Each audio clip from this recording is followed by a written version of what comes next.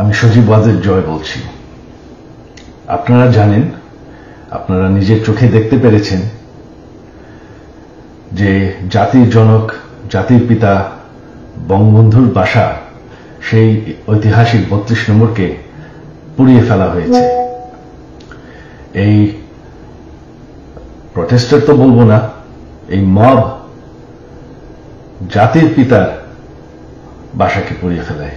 সেই বাসা যেখানে বঙ্গবন্ধুকে হত্যা করা হয়, বঙ্গবন্ধু আমার পুরা পরিবারকে হত্যা করা হয়, যেই বাসা ৭৫-এর খুনিরাও ধ্বংস করার সাহস পায়নি, যেই বাসা এখন এতদিন ওনার মিউজিয়াম ছিল, সেই বাসাকে তারা পুড়িয়ে ফেলেছে।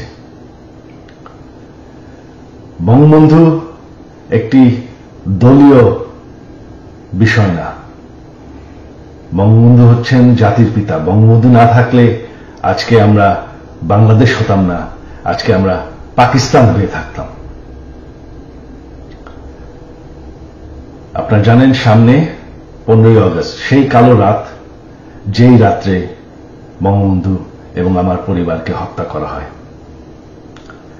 আমার আহ্বান বাঙালি জাতির কাছে যে আপনারা যদি স্বাধীনতার চেতনায় বিশ্বাস করেন, আপনারা যদি বাংলাদেশকে ভালোবাসেন, আর এই যে বাংলাদেশে বাস করছেন, এটাকে মেনে নেন যে বঙ্গবন্ধু আপনাদেরকে স্বাধীনতা দিয়েছে, আমাদেরকে স্বাধীনতা দিয়েছে।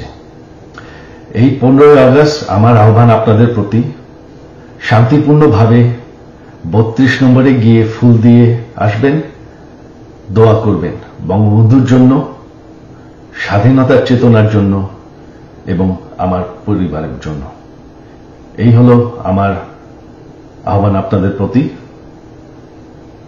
ধন্যবাদ। জয় বাংলা, জয় বঙ্গবন্ধু।